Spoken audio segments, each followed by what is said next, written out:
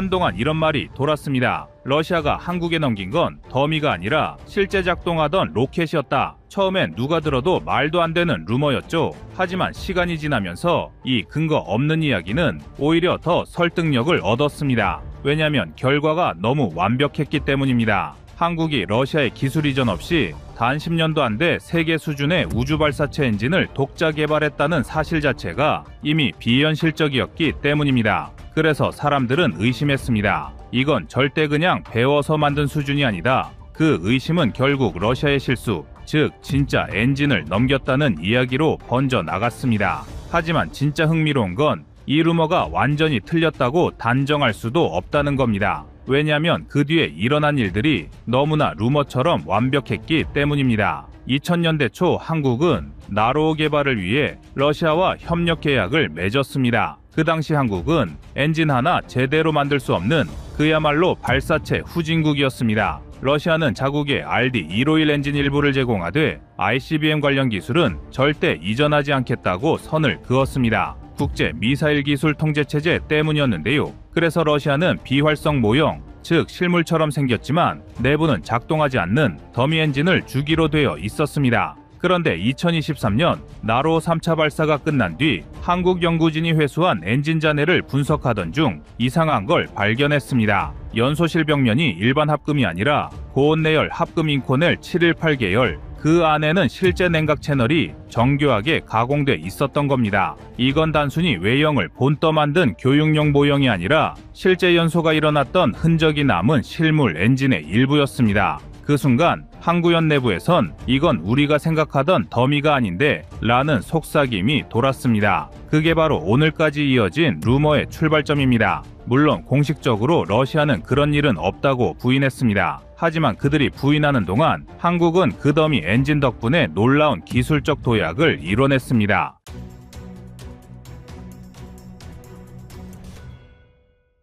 실제 데이터에 따르면 나로호 이후 불과 8년 만에 완성된 누리호의 75톤급 엔진은 연소압력 64.5바, 비추력 298초, 추력 735kN이라는 세계 최상급 성능을 보였습니다. 이는 러시아 RD-191 엔진의 성능은 연소압력 262바, 추력 1960kN에 비해 규모는 작지만 단위 추력당 중량 효율은 오히려 13% 이상 높았습니다. 그런데 더 놀라운 사실은 한국이 이 성능을 달성하기까지 외국의 기술 이전이나 부품 제공이 거의 없었다는 겁니다. 러시아에서 받은 건 단 일단 엔진 하나, 그마저도 해체 불가 조건이었는데 한국은 그걸 분해하고 분석하고 결국 75톤급 액체 엔진을 완전 자립화했습니다. 영국 파이낸셜 타임즈는 2023년 보도에서 한국은 불가능했던 일을 해냈다. 러시아의 엔진 설계 노하우를 실험실 단위에서 재현한 유일한 국가다 라고 평가했습니다. 미국 스페이스닷컴 역시 한국은 데이터를 훔친 게 아니라 현장에서 땀으로 복제했다고 보도했습니다. 그만큼 이 성과는 루머가 아니어도 믿기 힘든 수준이었습니다. 결국 사람들은 이렇게 말하기 시작했습니다. 러시아가 진짜 엔진을 줬든 안 줬든 결과적으로 한국은 그걸 진짜로 만들어버렸다. 그 말은 틀리지 않았습니다. 누리호 3차 발사 성공 이후 한국은 세계 7번째로 완전한 독자 발사체 기술을 확보한 나라가 되었고 국산 부품 비율은 100%, 엔진 클러스터링도 사기병렬 구성으로 완전 성공했습니다. 이건 단순히 로켓을 쏜 게 아니라 한국이 우주 진입국으로 승격된 순간이었습니다. 러시아 입장에서는 이 모든 게 황당했을 겁니다. 자신들이 MTCR 규제를 핑계로 기술 접근을 막아왔던 나라가 그 규제의 벽을 연구와 실험으로 뚫어버린 겁니다. 더미를 줬다고 생각했는데 한국은 진짜를 만들어냈습니다. 결국 이 루머는 한국의 기술 도약을 부러워하는 누군가가 지어낸 말들이 부풀리고 과장되면서 생긴 루머였습니다. 하지만 한국은 사실 여부보다 더 큰 의미를 갖게 되었습니다.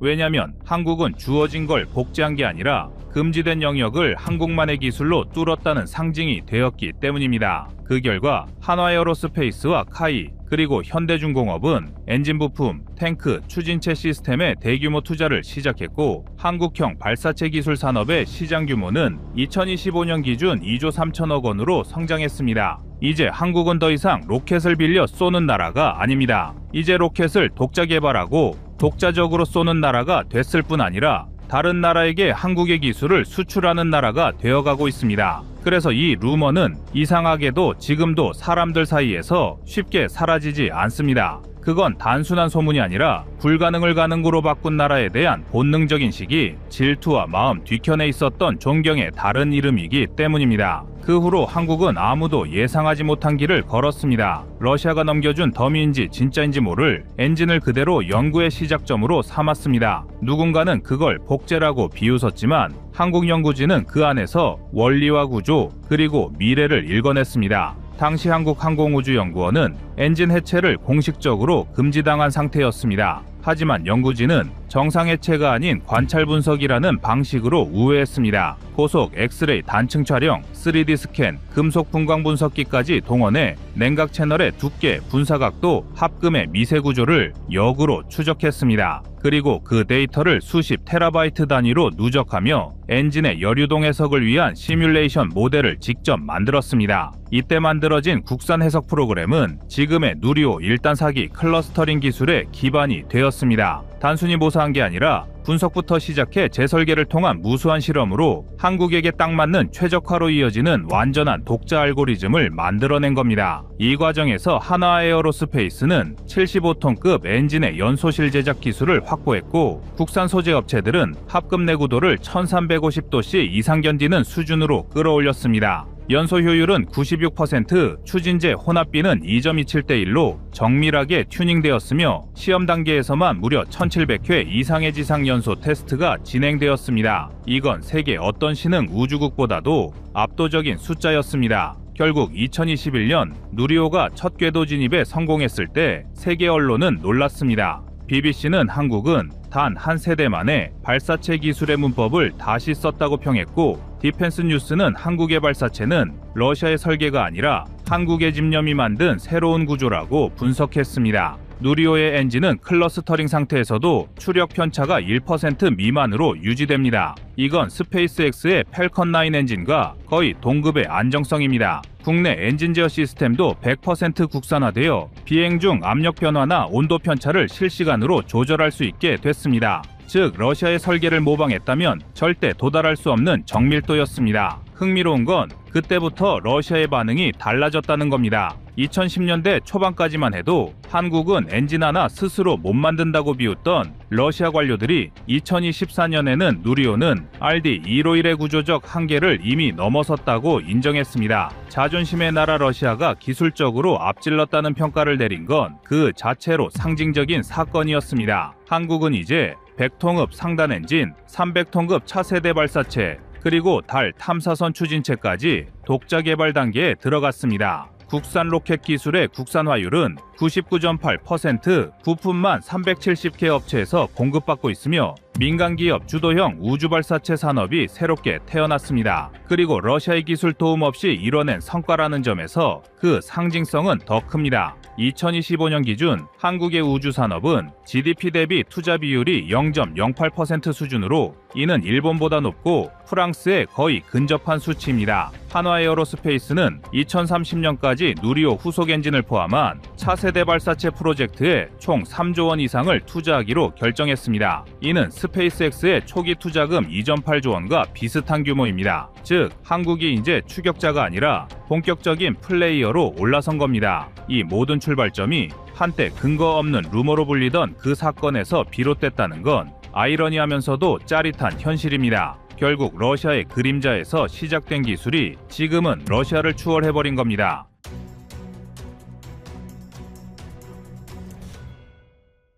다음은 25년 6월 6일 러시아 핵무기 비밀문서 공개된 이후 영상입니다. 지금 러시아에서 아주 충격적인 사건이 벌어졌습니다. 무려 200만 페이지에 달하는 러시아 핵기밀 자료가 대량으로 유출된 건데요. 이번 유출로 인해 러시아가 수십 년간 숨겨왔던 전략적 핵심 시설이 고스란히 노출됐습니다. 러시아의 대표적 대륙간 탄도미사일인 R-36M2, 일명 사탄 미사일과 극초음속 미사일 아방가르드의 세부 운영 방식까지 전 세계가 알게 된 겁니다. 결국 러시아는 지금 사상 최악의 군사적 위기를 맞이하고 있습니다. 이렇게 내부 정보가 완전히 드러나면 전쟁 상황에서 상대방에게 완벽한 대응법을 알려주는 셈이 됩니다. 그렇다면 이 충격적인 사건이 한국에게는 어떤 영향을 미칠까요? 놀랍게도 이번 사건은 한국에게는 오히려 뜻밖의 기회가 될 수 있습니다. 러시아가 노출된 기지 시설을 모두 재건축하거나 위치를 재조정하는 데 들어가는 비용은 상상을 초월할 만큼 클 겁니다. 이로 인해 러시아는 최소한 수년간은 극동지역 군사력 운용에 어려움을 겪게 될 가능성이 높습니다. 우리 입장에서는 북한의 최대 군사지원국인 러시아의 군사적 부담이 증가하는 것이 안보적으로 유리한 환경이 되는 거죠.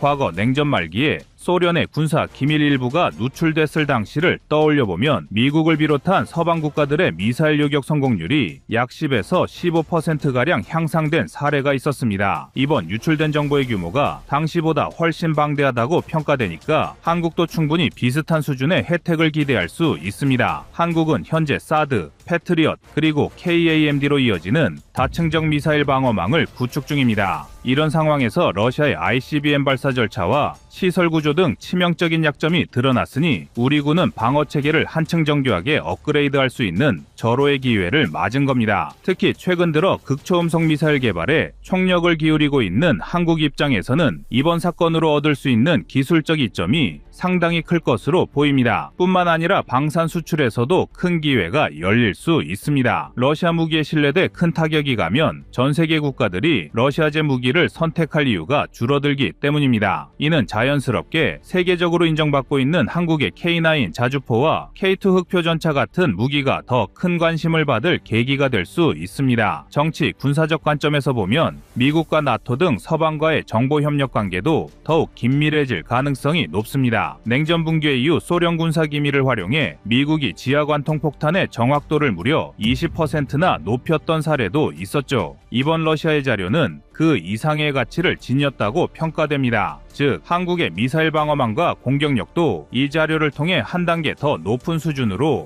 올라갈 수 있는 것입니다. 그런데 러시아도 가만히 있지는 않을 겁니다. 문제는 러시아가 당장 이 상황을 수습하려 해도 이미 노출된 기지를 완전히 옮기는 일은 현실적으로 쉽지 않다는 겁니다. 사일로를 새로 건설하려면 대규모 공사가 필요하고 인공위성 정찰에 쉽게 노출될 수밖에 없기 때문이죠. 이 과정에서 러시아의 군사적 공백은 길어질 것이고 그 기간 동안 한국은 자국의 방어력을 크게 강화할 수 있는 시간적 여유를 갖게 됩니다. 이번 사태를 통해 우리가 기억해야 할 중요한 교훈이 하나 더 있습니다. 러시아의 기밀 유출은 대부분 민간업체의 관리 부실과 보안의식 부족에서 비롯됐다는 점입니다. 한국도 방위사업 과정에서 민간과 협력하는 경우가 많기 때문에 러시아의 실패를 철저히 분석하고 보안관리 체계를 더 강화할 필요가 있습니다. 결국 러시아의 이번 초대형 군사기밀 유출 사건은 한국에게 군사적, 정치적, 경제적으로 큰 기회로 작용할 가능성이 높습니다. 이 기회를 어떻게 활용하느냐에 따라 한국의 미래 안보 환경이 크게 달라질 수 있습니다. 결국 러시아는 정보를 빼앗겼음에도 완벽하게 기지를 이전하기가 쉽지 않게 되는 것이죠. 이 때문에 미국과의 군축 협상에 나서는 모습을 보일 수도 있고 제한적 무력 시위를 시도하며 외교 카드를 만들 수도 있습니다. 한국에게는 어떤 선택지가 등장하더라도 역량을 키울 수 있는 시간이 생길 수 있다는 게 많은 전문가들의 의견인데요. 과거 러시아의 미사일 개발 비화를 하나 소개하면 R-36 M241로 초기 건설 때 건설업체 내부 문제로 부실 자재가 사용된 적이 있었습니다. 이 사건은 러시아 내부에서만 언급되다가 나중에 재보수 과정에 참여했던 인력이 일부 사실을 누설하면서 알려졌습니다. 러시아 정부는 이후에 군시설 건설 시 민간 자원을 투입하더라도 철저하게 감시하려 노력했다고 합니다.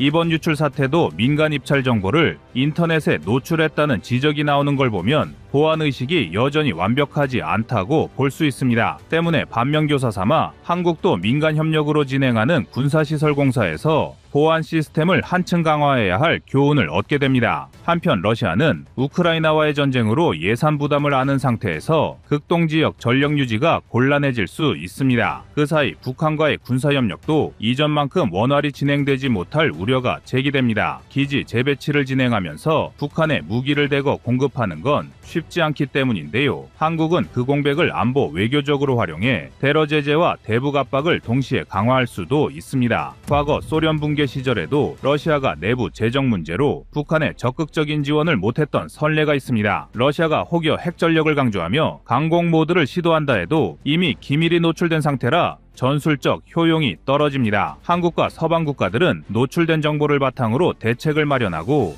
요격 옵션을 시뮬레이션 하는데 더 큰 강점을 지닐 것입니다. 이런 점에서 러시아가 극단적 선택을 하기보다 시간을 벌기 위한 외교적 카드를 꺼내들 가능성이 높다는 예상이 많습니다. 그럴 때 한국의 목표는 이런 동향을 기회 삼아 잠수함 발사탄도미사일, 극초음속 무기 등의 개발 속도를 높이는 것입니다. 군사기밀 활용으로 개발 기간을 단축하면 주변국 대비 전략자산 완성 시점을 앞당길 수 있을 겁니다. 이번 사태로 러시아 핵전력이 약해지는 사이 한국은 KAMD를 비롯해 다층 방어 체계를 더욱 공고히 할 수 있습니다. 기술 협력 과정에서 미국의 레이더 기술과 자료를 공유받으면 탐지 범위와 정밀도가 상승하게 됩니다. 미사일 요격률이 10에서 15%만 개선되더라도 실제 전력 평가에서 큰 차이를 만들어냅니다. 정량적으로 이 정도 향상이면 북한이나 주변국 미사일에 대응할 때 생존성이 획기적으로 올라간다는 의미입니다. 한미일 3국의 경계 시스템이 연동되면 그 상승 효과는 더욱 커집니다. 한편 러시아산 무기가 값싼 대안으로 통하던 제3세계 시장에서도 이번 사건이 영향을 미칠 수 있습니다. 지휘통제 시스템과 핵심 무기의 보안이 허술하다는 소문이 퍼지면 무기 구매 의향국은 신뢰도를 따져볼 것입니다. 그 결과로 선택할 곳은 많지 않습니다. 더 정확히 말하면 한국 무기가 유일할 것인데요. 이 때문에 한국의 브랜드 파워가 올라갈 수 있습니다. 가격 대비 성능은 물론이고 운영 매뉴얼과 보안 기술이 안정적이라는 점이 강점이 될 겁니다. 이는 가까운 시일 내에 여러 국가의 무기 입찰 사업에서 한국이 주목받게 해줄 수 있다는 의미이기도 합니다. 하지만 정치적인 부분으로 보면 한국이 러시아의 군사적 공백을 무조건 반기기만 할 수는 없습니다. 러시아가 북한을 더욱 끌어안으려는 움직임을 보이거나 중장기적으로 중국과 손잡을 수도 있기 때문입니다. 그럼에도 당장 러시아 극동 함대가 예전처럼 대규모 훈련을 수행하기는 어려운 상태가 될 가능성이 큽니다. 우리 입장에서는 지역 안보 환경에서 긴장 완화라는 이득을 얻으면서 기술 확보와 군사력 강화에 전념할 수 있습니다. 이는 비약적인 첨단 무기 전력 확보로 이어질 확률이 높습니다. 과거 소련 붕괴 후 미국과 서방이 노획 수집한 문서를 토대로 지하 관통 폭탄 성능을 20% 정도 향상시킨 사례가 있었습니다. 그리고 이와 유사하게 미사일 방어 체계도 꾸준히 개선했고 그와 연계된 동맹국들은 제한적이지만 혜택을 공유받았습니다. 지금 벌어진 러시아의 기밀 누출 범위가 당시보다 훨씬 넓다면 미사일 방어를 비롯한 각종 무기 기술 발전 속도도 앞당겨질 것 같습니다. 한국은 이러한 변화 속에서 SLBM, 극초음속 무기, 정찰 위성 등 여러 분야를 동시에 강화할 수 있습니다. 그런 행보가 선행되면 군사적 자립도와 함께 수출 경쟁력도 함께 올라갈 것으로 기대됩니다. 러시아 내부 상황을 보면 빠른 시일 내에 노출된 사일로를 통째로 폐쇄하고 새로운 장소로 옮기는 일은 현실적으로 쉽지 않아 보입니다. 대규모 건설 작업이 시작되면 무조건 위성에 포착되고 관련 예산도 방대합니다. 이런 구조적 어려움으로 인해 러시아 핵전력이 수년간 공백 상태를 맞이할 가능성이 높습니다.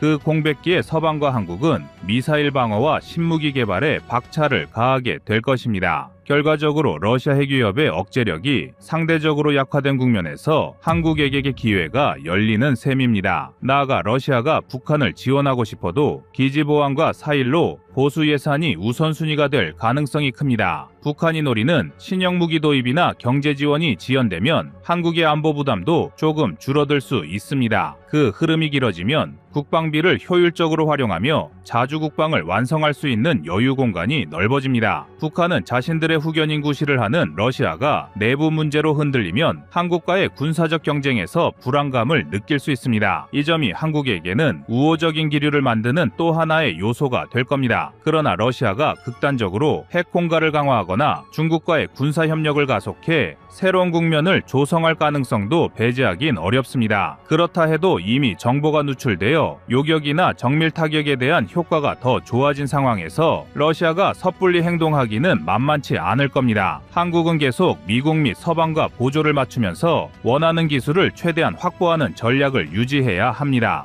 그 과정에서 K2 전차, K9 자주포처럼 이미 수출 성과를 거둔 품목에 더해 미래형 무기 시스템의 경쟁력을 높여야 합니다. 이런 방향이 국방력 증강과 방산 수출 시장 장악이라는 두 마리 토끼를 동시에 잡게 해줄 것으로 전망됩니다. 결국 러시아 핵기밀 유출 사태는 강대국의 보안 실패가 군사균형에 얼마나 큰 파장을 일으킬 수 있는지를 보여줍니다. 한국에게는 이런 러시아의 기밀 문서 공개로 우리의 전력 신장과 외교안보적 영향력 확대의 길이 열렸다고 볼 수 있습니다. 과거 사례를 바탕으로 한다면 미사일 요격률을 약 10% 이상 끌어올리고 탐지 범위나 반응 속도를 15에서 20%가량 개선할 여지가 생기게 된 것입니다. 이 수치는 실제 전투 상황에서 그 이상의 효과를 발휘할 가능성도 배제할 수 없습니다. 이 시기가 한국 방위산업의 도약과 지역 안보 주도권 강화를 동시에 달성할 절호의 기회가 되리라 확신합니다.